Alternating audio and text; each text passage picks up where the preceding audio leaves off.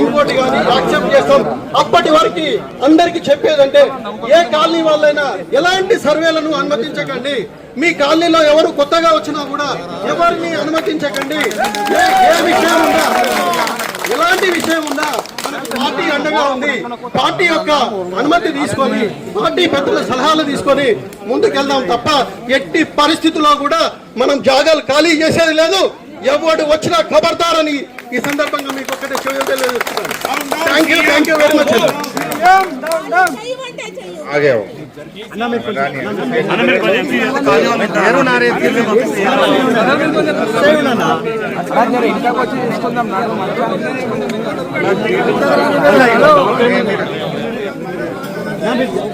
Sir మేము మూసి బాధితులం sir.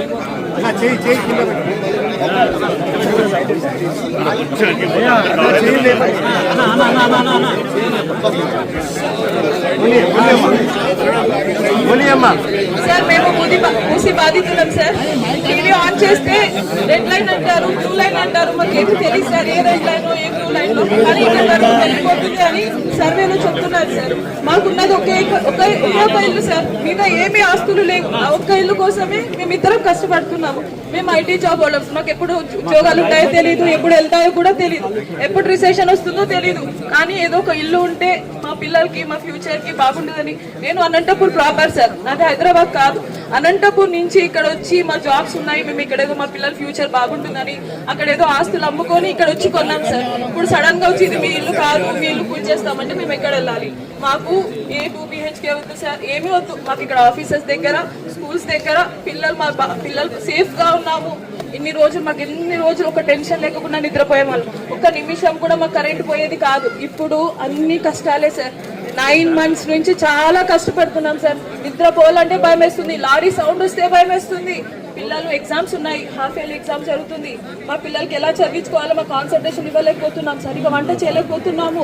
Husbands concentrate చేసి jobs చేయలేకపోతున్నారు. ఆఫీస్కి వెళ్తే ఇంటి దగ్గర వచ్చి ఎవరు మార్క్ వేస్తారో, ఎవరు వచ్చి కూలగొడతారో, చాలా టెన్షన్ గా ఉంది సార్. ప్లీజ్ మా హౌసెస్ ని కాపాడండి సార్. మాకు ఇల్లు తప్ప వేరే ఏమి లేవు sir.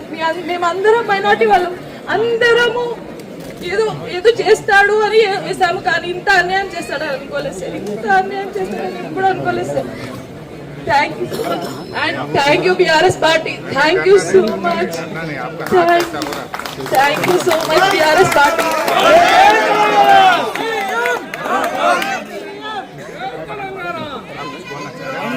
Thank you so much sir.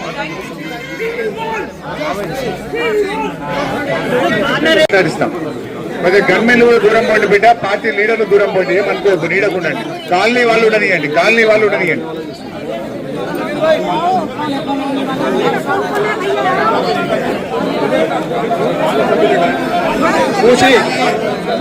Babu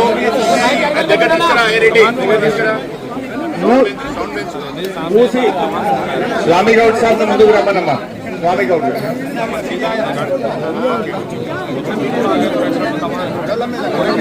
Musi river develop చేస్తామని గవర్నమెంట్ ఒక ప్రపోజల్ తో మన ముందుకు వచ్చింది.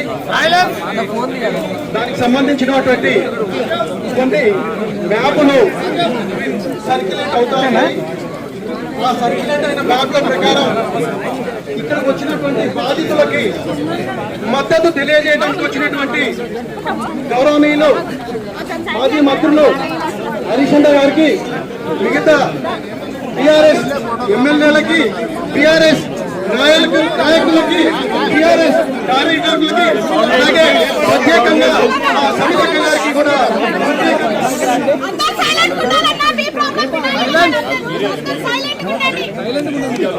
బాబు కెమెరామెన్స్ ఎక్కువ ఇబ్బంది పెడుతున్నారు బిడ్డ. వచ్చే వాళ్ళు మాట్లాడియాలి ప్లీజ్. కొద్దిగా దూరం ఉండండి కెమెరామెన్స్.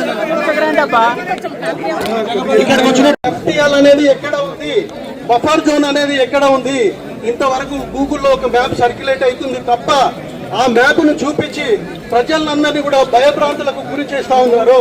ఇది మంచి పద్ధతి కాదు. మీరు ధైర్యం ఉంటే ముందుకు వచ్చి ప్రజల ముందుకు రండి.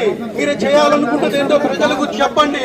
అంతే తప్ప మీరు ఈ విధంగా ప్రజల్ని భయభ్రాంతులకు గురి చేసి చాలా మంది అండి కష్టపడి ఇంకా కూడా నేను న్యూస్ లో చూశాను 2035 వరకు 2050 వరకు ఈఎంఐలు ఉన్నాయి.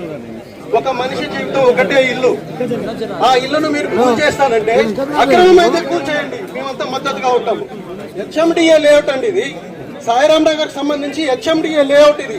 హెచ్ఎండిఏ అర్థం తెలుసు కదా గవర్నమెంట్ కి. 30 ఫీట్ల రోడ్లతోటి విశాలంగా కట్టుకున్నాం మేము ఇల్లులు. ఇది కూడా 93లో అయిన లేఅవుట్ ఇది. ఆ తర్వాత కూడా అన్ని రకాల పర్మిషన్లతోటి లోన్లతోటి దాదాపు 25 సంవత్సరాలు 2 జనరేషన్లు ఇక్కడ కాపురం ఉంటున్నాయి. మీరు ఏదో కాంపెన్సేషన్ అంటున్నారు. కాంపెన్సేషన్ గురించి మేము మాట్లాడదలుచుకోలేదు. కాంపెన్సేషన్ ఎవరికి కావాలండి? కాంపెన్సేషన్ ఎవడనుకుంటున్నారు మిమ్మల్ని?